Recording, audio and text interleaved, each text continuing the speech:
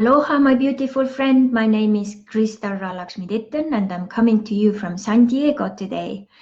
And I believe that each one of us, we have a hidden treasure box inside of us, which is connected to our talents. Activating those talents, we activate our holistic abundance, which helps us to manifest our inner fairy tales to the dreams on our terms in this reality. I am so happy to have you here today. If you're here, please say aloha and where you're listening today. And today's topic will be talents, life mission, abundance, and inner family. It's one of my most favorite topics, and I hope you will get quite a lot of inspiration out of it. And congratulations, this will be the 12th day of my Holistic Abundance Challenge.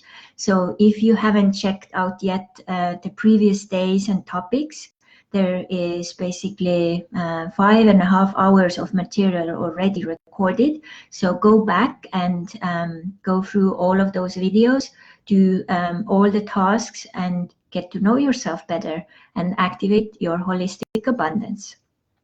So I see Leah is here already. Aloha, Leah. Very nice to have you. And if you have questions about the topic or comments, please feel free to add them, even if you're not here during the live. I'm very, very happy to read the comments also later, so we can communicate and interact. So that's fun.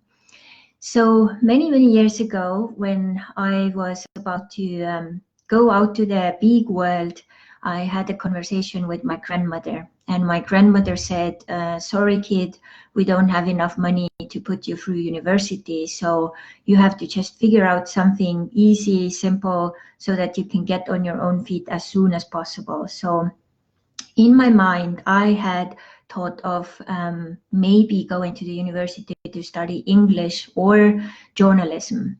And because that was kind of put down, and at that time I didn't still kind of have that connection to the depth of my inner power myself. So I kind of believed what my grandmother said and looked into like, okay, what kind of stuff I could do then. And I went to study secretary and business administration stuff, and that was a 2-year course and different kind of classes included in there, which I think for everyone, whatever you're gonna do later in your life is a good kind of foundation base, because you know you learn about how to write business letters and how to, you know, lots of like skills which you can actually use in your daily life, even if you're not going to become a secretary, you know. And I remember that time also, as I was studying, someone was actually telling me, Crystal, you know, do you know that basically the simplest way is, you know, just start to do what you love and that's it. That's, you know, the formula for happiness and abundance and everything. And in my mind, I was like, this can't be that easy, you know. What are you talking about? It's like, it's put into us by society. You have to work hard. It's not that easy, you know, all of those things. But in reality, it actually is that easy. It's just that if you believe that society says that that's the way, you know, then you create that reality. You get what you expect, you know. So what happened after I finished my secretary school, I was working as a secretary only 4 months. Then I got pregnant with my son. And after that, I actually never really returned to secretary job. Here and there, I've kind of tried to help out some people and so on. But I realized being there 4 months, you know, I was the best because I had studied. I came freshly from the school. I knew everything about, you know, how to systemize papers, how to archive. I have a very good memory about people and numbers. So I kind of caught up very quick, and everyone was so surprised, like, oh my God. But the main thing was I realized, oh my God, this is not my character kind of fitting job at all. You sitting by the computer the whole day, and that's it, you know. It's like, oh my God, I was like dying behind that desk, you know. And some time later, so me and the father of my son, we broke up, and I got actually a stipend to go to Denmark to study youth leadership and democracy and all of those things. And as I came back from there, I couldn't really fit into Estonian society anymore. It was really, really hard and difficult. So some years later, I realized I really want to go and live in Norway. It was something about the country, about the language. It's just I had such a strong pull. And I started to look into the options. How can I get there? So the number one was get married with someone from Norway, or go as a missionary, or go as an au pair. So out of all of these three, I chose au pair. So I ended up first in West Norway.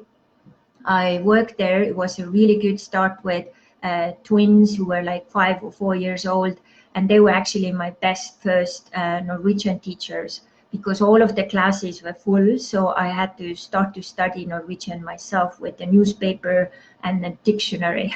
So, and this connection with the family was pretty good, but the father in the family didn't really particularly like me. So after 4 months, I had to kind of find a new family. So I had to go and move to Oslo. And I moved to Oslo, and as I was now there, you know, working as an au pair, I realized if I continue like this, you know, for more years, my life will be wasted. So I asked the universe, like, okay, so what am I supposed to study, like why I'm here, you know? And as I walk on the street by the Vigelands Park, I see this newspaper down on the street. I pick it up and I read like, oh my God, there is an article about social anthropology. I even had no idea what social anthropology means, you know. So I started to look into it, and came out that time you couldn't study it in Estonia at all. And to study it in Norway, I had to do the Norwegian exams, both orally and written exam, like higher standards, you know. I think if most Norwegians would you know, need to take those tests, they wouldn't pass because they were so difficult, you know. So I took this test, I passed those, and then I applied for the university, and I got in, which was like amazing. I couldn't even believe it. And then came out that the family who I worked with hadn't paid my taxes. So the student loan and stipend, which I was kind of hoping to get from the Norwegian state because I had worked so long there already, I didn't get that. So I had to figure out how to get someone to give me 80,000 Norwegian crowns per year, or to find another way to figure out how I can, you know, show the immigration office that, you know, I have that money. So I had to take the steps to figure that out. And I had been a volunteer with Red Cross and Lions Club. They had a meeting, and they actually wrote a sponsored letter for me. And some months later, when papers had still not gone through, they called, and then I got my immigration papers all in order. As I was starting to study, I worked in a cheese counter to pay taxes and show everything's kind of fine, 50% there. And then I also worked and started to work as a house cleaner for my friends firstly, but then it kind of grew so much that in the end, basically, I couldn't even handle it myself. I had no idea at that time that what I did with my cleaning business was actually business. I just like, okay, I'm just needing extra money for my, you know, studies, and this is what I do. So, so on the side, I was cleaning, and then I was in a cheese counter, and then I was studying. Then I became involved in a student board and did some like amazing things there for the students and everything.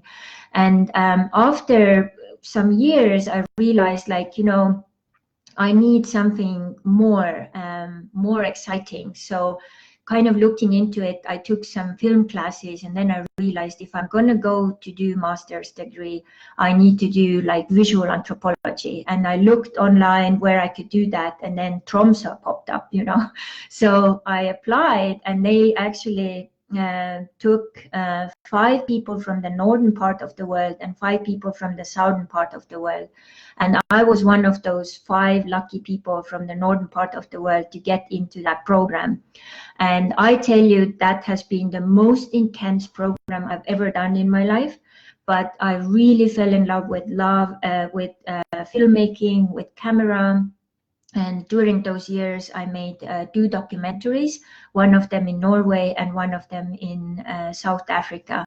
And many people who know me don't even know that I've done that, because that's kind of been in a back burner during the last years. So, and as I finished that, I felt that real big urge to go on top of a mountain in Norway. And I realized, like, I have to go there, and I got the ideas and guidance what to do next, and go to Estonia, go and do this aura transformation class so I can, you know, start to do with people. And I did all of these things, and then suddenly I got guidance like, you have to go back to Estonia, which I actually didn't really want to do. I've been living in Norway for 7 years. I finally got, like, all my paperwork was like working and done. And then now it was like, you know, my guidance was saying, go back to Estonia. So I did. And during the first years, what happened was that I actually brought aura transformation to Estonia. Some years later, I actually started to go to Hawaii, where I got an idea to start to do adventure retreats for people to see the beautiful big island of Hawaii as well, like kind of explore their own paradise inside of them. And then after some time, I got into Tantra. So I started to bring Tantra teachers to Estonia. And then I learned some other techniques. So I realized also the name of my company called New Flow is actually, you know, matching with what I was doing at the time. So, and 2013, when I went to Mexico with one-way ticket, I actually started to kind of test out more of the water therapy stuff, which I kind of learned in Hawaii in 2009. So I put it more into action and got it all kind of organized a little more. And then the name came Wantra, so I could start to, you know, start to teach that as well. So now I was back in Estonia one day, I remember, and what was really amazing was, so I woke up and I had some energy sessions, maybe balancing, maybe consultation or coaching. And then I even may have had some aura transformations. And then later in the afternoon, I went to do water sessions in the water.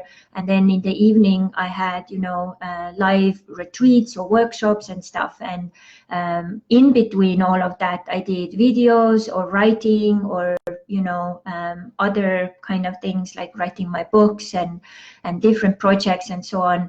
So I got to activate all of my talents, put them to work, put them to serve me, connect them all to my, you know, self-value, and then also start asking them and putting them to work to actually serve me.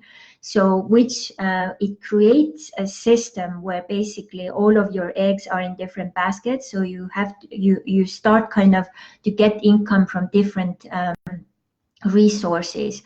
And sometimes your talents come out, and then it may be that, you know, you have to do one talent or one thing, you know, seasonally, or like you know, when I go to Estonia, I do all the things like for that period of time.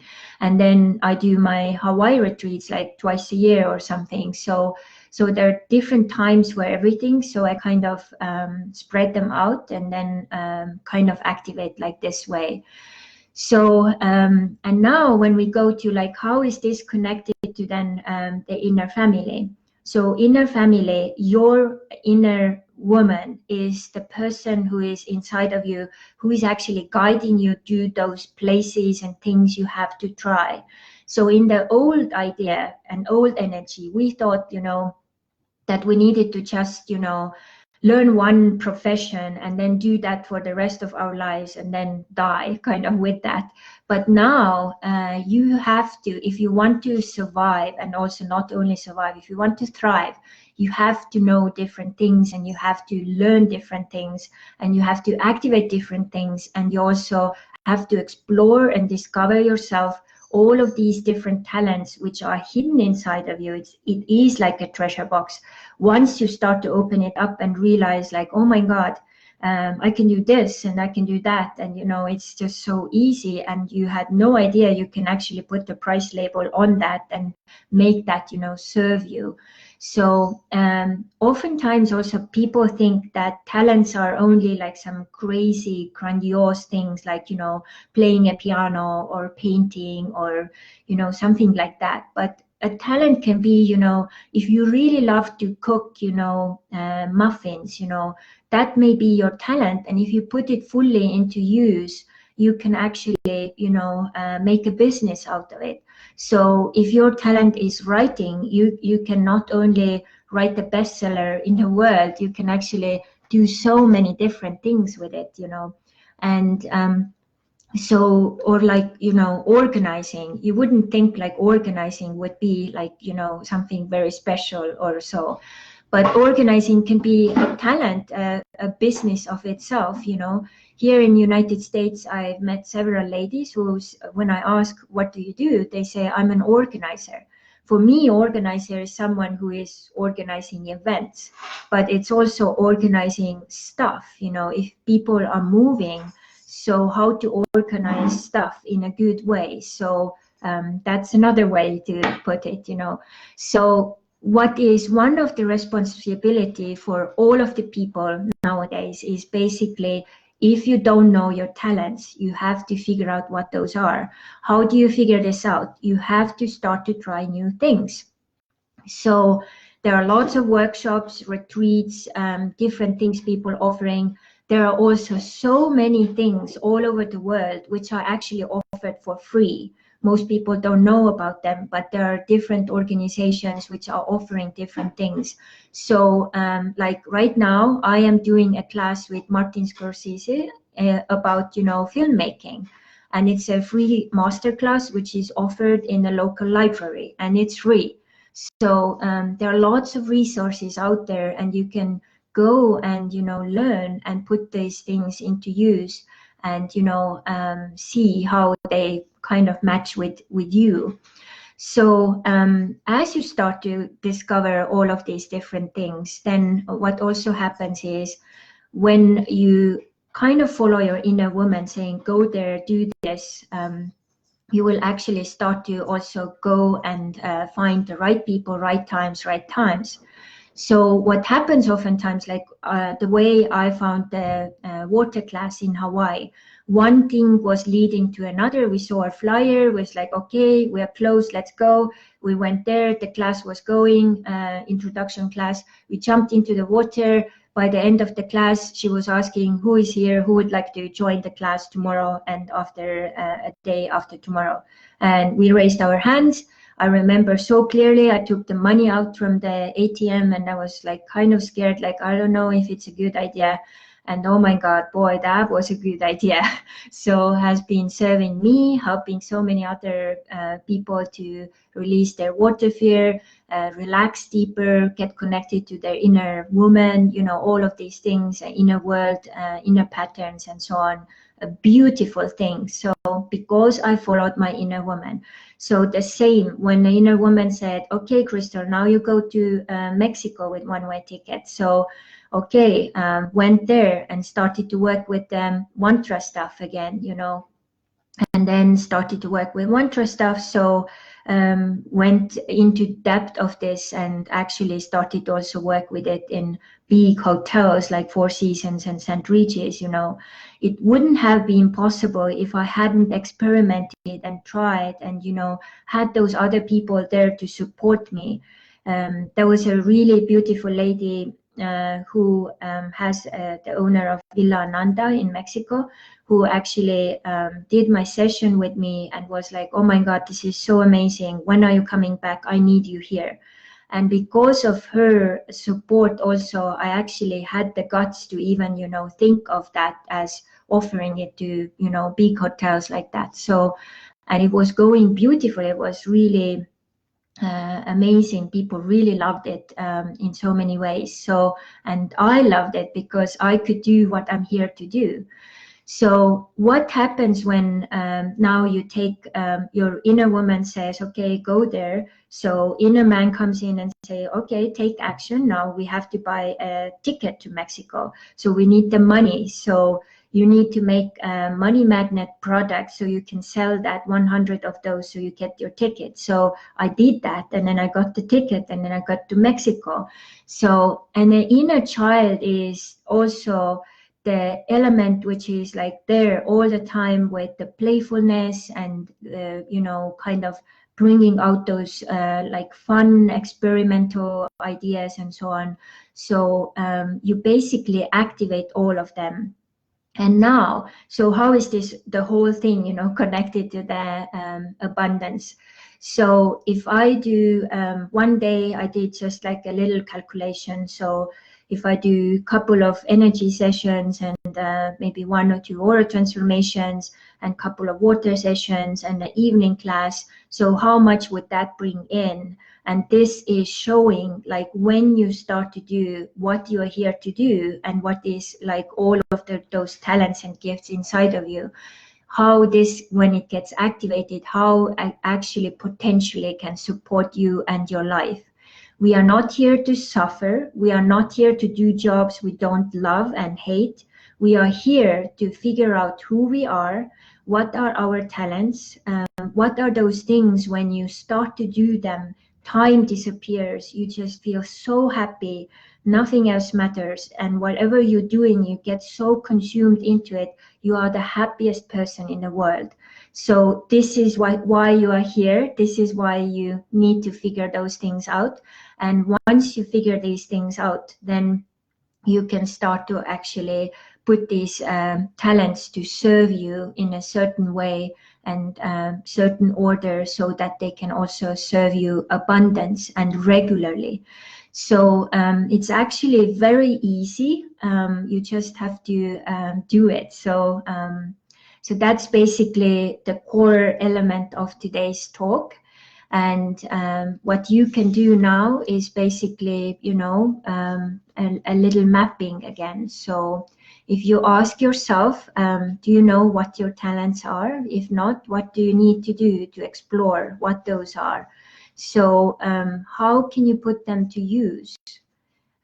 What needs to happen? So maybe you need to take a class to learn a little more how to express it more. I have so many people coming to me who say, oh, I want to work with people, I want to heal people, I want to work with energy, so I want to open a center or something, and then if they don't have any experience, it may go really wrong. So how do you get the experience? Go to volunteer centers, go to people who need assistance. So you can become your teacher's assistant, and then that's the way you learn. That's the way I learned about Tantra. So I was my teacher's assistant for like many years. So this is the way to learn. So, and stop excusing like, oh, I can't do this, or I don't have money. So activate your inner family and ask their guidance, like, how can I do this? Like my inner woman said, now you go to Mexico, and what is your, inner woman saying? What is the first step you could do to activate this, and, start to do these things like a little different. So once you activate your talents and you find out the way to put it all into work, what happens is that your life changes completely, because the quality of your life will be completely different. And once you start to taste that and experience that, you basically, there will be almost impossible to go back to do something you don't like. You have to find, expressions and possibilities for your different talents to express itself. And sometimes they are even coming from, you know, other people give you feedback and say, hey, I need help with this, and it feels like you can do this, you know.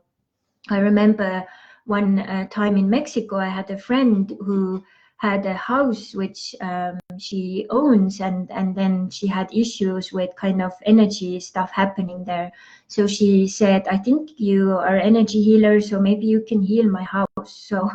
So she invited me there, and we went there and did the energy clearing. I communicated with those spirits who were stuck there, and we got it clear. And after that, the whole thing changed, you know. She started to get more clients, more better clients who didn't, you know, complain that much, and also money started to come easier and so on. So all of these things are connected, and that's why I call it also holistic abundance. So you look at one thing and you activate the other thing, and then the whole holistic abundance will kind of get activated. So and it seems maybe like, you know, a whole lot, like how to start and where. But if you take those tasks into the focus, you can do it, and it will be actually easier. It's like piece of cake, you know. And I finished this up with a little story from Denmark when I studied there with the youth leadership class. And what happened was we had a man who had AIDS coming to talk to us about his story.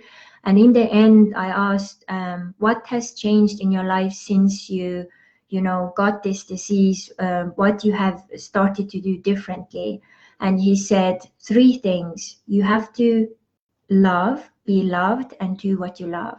And these 3 things have been my motto ever since. That's from 99. So it's so easy. Love, to be loved, and do what you love. So maybe this is something you can also reflect. How is it in your life, and if something needs to change. I see also Maiken is here, Biret and Eha. Thank you so much for being here. If you have questions, please ask me later in the comments, and I will answer. But now I wish you all the best luck with mapping your talents and putting them to serve you so that you can create more holistic abundance. Thank you so much. And again, if this inner family thing gets more and more intriguing, then please read more information about this underneath this video. And the new group starts in February. I'll accept only 20 people in English. It's $250 per month for 4 months. And it's going to be amazing because it helps you to build a new foundation to your life. Like this video, share, and comment and communicate, and see you tomorrow. And tomorrow we'll talk about holistic abundance. Mahalo, and see you soon.